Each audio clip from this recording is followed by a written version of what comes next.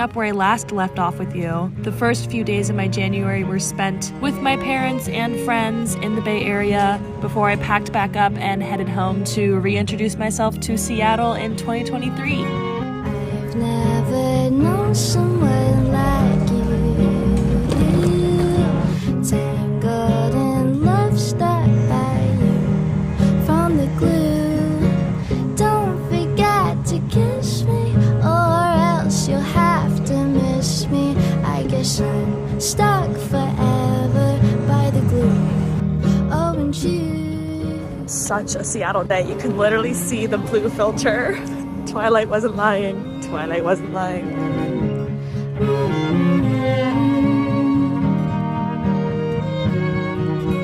I just really do love living here, though. Right words to use for this song. I have you in mind, so it won't take so long.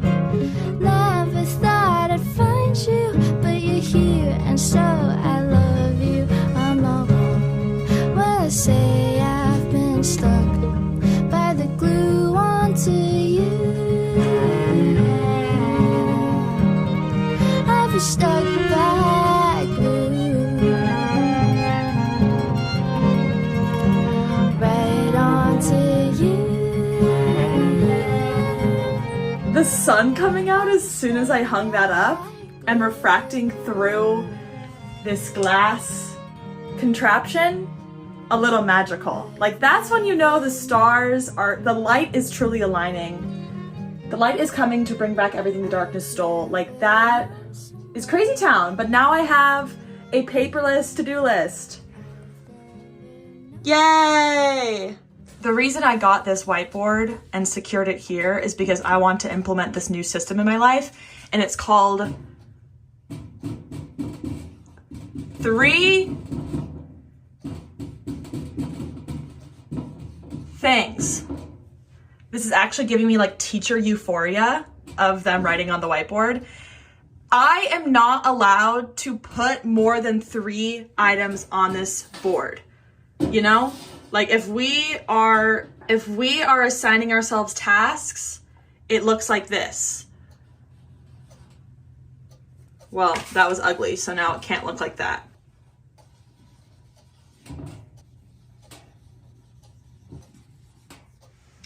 And there you have it.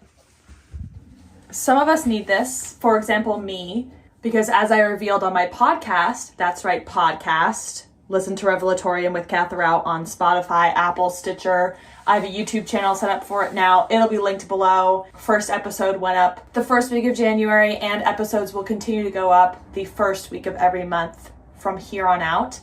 But as I revealed on my podcast, my solemn vow to myself this year is that I take my time.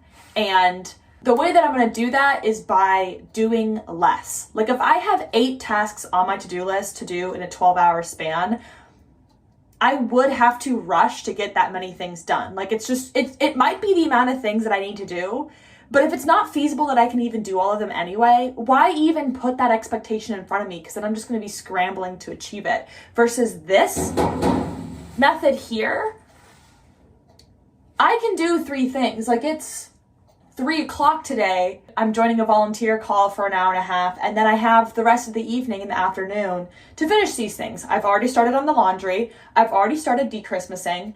And then at some point tonight, need to go on a jaunt. Need to move my body. It's reasonable, it's feasible, it's respectful, it's compassionate towards yourself. And here's the thing, you might be like, 3 things, like, you're playing it too safe. That's a little too underachieving. And if that's the mindset you're coming from, you're probably in the right place. But the thing is, like, and this is what I was telling my mom, because I introduced her to this strategy too. If you finish these 3 things and you have ample time and you feel like you still have the energy and motivation to do more, you just can erase them, or you can just add a couple to the bottom. Add 1, add 2 more. And then it feels like a nice sense of accomplishment that you finish those 3 and you get the extra boost from doing the 2 additional. But if you put the 5 on there to start and then you never finish those last 2, you would feel a sense of deflation of like, oh, I didn't do that. You know, now those are rolling into tomorrow. Versus this strategy, those are just bonuses. You can put those out of your head. Like, they might not even be relevant. So I'm really happy to have this fondly set up in this corner of my kitchen. It's also a nice moment to reflect on the fact that this time last year, I'd be hard pressed to figure out how to mount something properly on the wall alone. And now, year and a half of living alone, like I got it. I got the wall anchors, I got the screws. All I used was pure Kath power, no electricity, no battery needed. Feeling like a real God honest woman by doing this. And I also just got out of woodworking class, where I am the only woman in a group of 5 men. Feeling capable. Right on to you. Have a step back, live. I've never known. I've never known someone like you. I've never known. I've never known. I'm feeling like really embarrassed. Well, hold on. Oh, hold on. 2023 is the year that I am flipping to the back camera. Because if I'm gonna vlog on my iPhone, we can still level up. I got 4 cameras on this thing. I invested in this piece of technology, and I might as well get I feel like I really do get the full value out of my phone. I really do. But I'm feeling a little bit embarrassed because I had that whole long spiel about how 3 things on your to-do list is so achievable. And now I'm at the end of the day and I actually didn't get any of them done.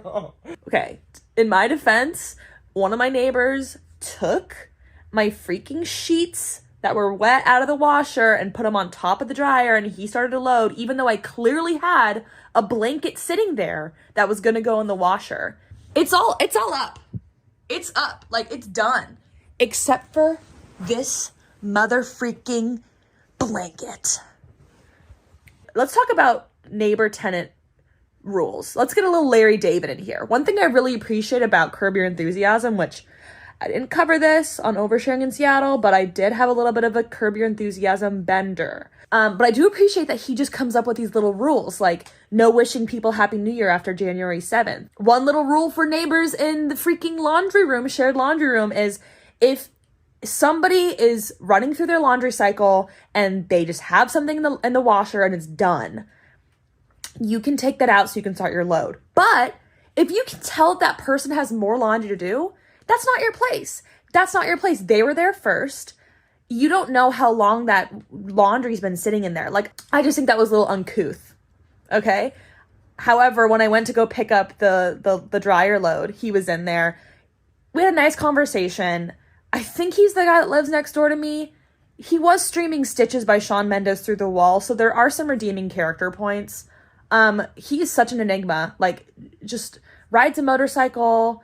Looks like that one guy that has a taco place and is in Spy Kids. You're gonna be like, I can't believe you don't know his name. I know, it's on the tip of my tongue, but like, I'm using my phone to vlog, so how do you think I'm gonna Google it? With my laptop? So anyway, I'm feeling a little bit embarrassed because I went on this whole tirade to you guys about how this is the best strategy of all time. But here's the thing, like, strategies take massaging, and even the best laid plans go awry. So, like, technically, could I check off those boxes to make myself feel good? Because I did some of those things. Yeah, but I'm an honest to God. I'm a truther. I'm a woman of integrity. Like, we just don't do that to ourselves.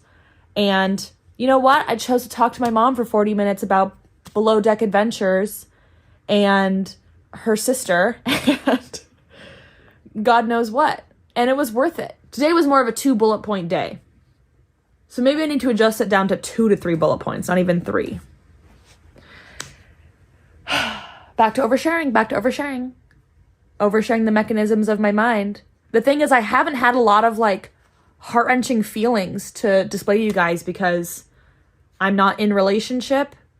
I'm in relationship with many people in abundantly and profoundly enriching platonic ways. But nothing like, I'm not crying over anybody, and I'm not mentally ill, and I don't have a boss that's demonizing me and terrorizing my life. So I don't have a lot to overshare, and I didn't just move here and I'm scared for my life. Like, I just am a little bit more settled. It's funny because the vlog I did where I was talking about me being more settled, nobody wanted to click. Nobody wanted to click and hear a girl who cried settled, because they're like, this girl's been talking about how lonely she is, how hard the transition to Seattle is. And that is just one of the most fundamental truths about the internet is like, if you are like emulsifying your feelings on the internet and saying things that are like heart-wrenching, that's gonna get clicks. But the moment I say, oh, things are actually pretty good, nobody wants to hear that. And I honestly don't blame you, because I exhibit those behaviors too online. I see somebody crying in a thumbnail and I want to click. Like, it's so basic. It's so elementary. Go watch that vlog if you hadn't, though, the one I talk about feeling more settled and more antisocial, because I had some things to say in that video, and there was a really cute like bike montage, I think, in that one. But I am just feeling more settled, and I have more overthinking, but not as much like over feeling. So I'm under feeling. I'm not hitting my quota. Okay, I'm going. Bye. Now I find it's only in my dreams I can change the world. I will be the sunlight in your universe. You would think our love was really something good, baby, if I could change the world.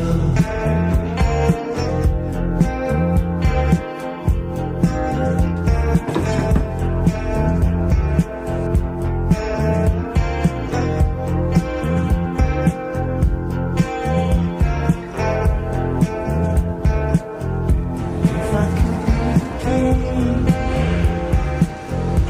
you for a day,